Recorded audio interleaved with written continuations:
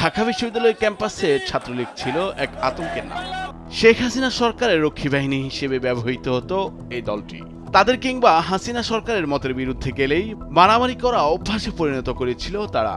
এবার সাধারণ শিক্ষার্থীদের উপর ছাত্রলীগের অমানবিক নির্যাতন, নিপীড়ন ও হামলার ঘটনায় গণতদন্ত কমিশন গঠন করা হবে, এমনটাই জানিয়েছেন বৈষম্য বিরোধী ছাত্র আন্দোলনের অন্যতম সমন্বয়ক হাসনাত আব্দুল্লাহ।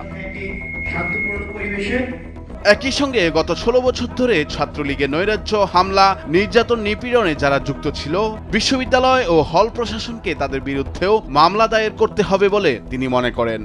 28 সেপ্টেম্বর শনিবার রাতে সামাজিক যোগাযোগ মাধ্যমে ছাত্রলীগের হামলা, নির্যাতন ও গণতদন্ত কমিশন গঠন শিরোনামে দেয়া এক পোস্টে তিনি এসব কথা বলেন।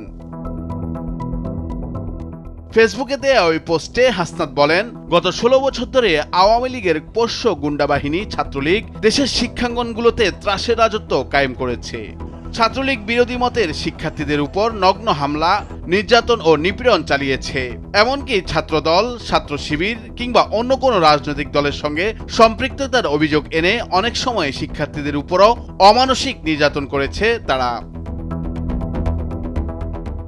তিনি বলেন, জুলাই বিপ্লবের পুরো সময়ে দেশের শিক্ষা প্রতিষ্ঠানগুলোতে ছাত্রলীগ ধারাবাহিকভাবে হামলা চালিয়েছে এবং আন্দোলনকারীদের বিভিন্নভাবে বাধা দিয়েছে।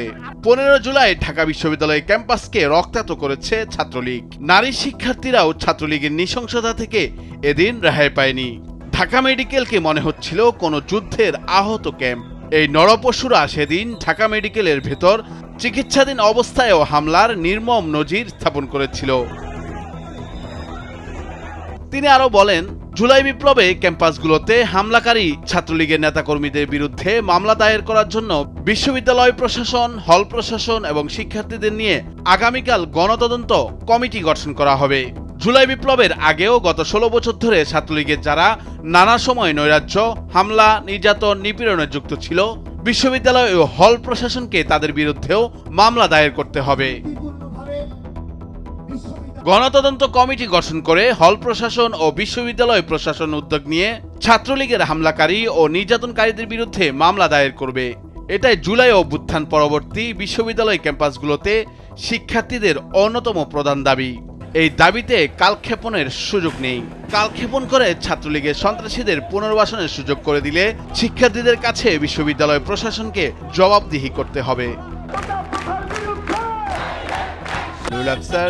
নিউজ ডেস্ক, ভোরের কাগজ।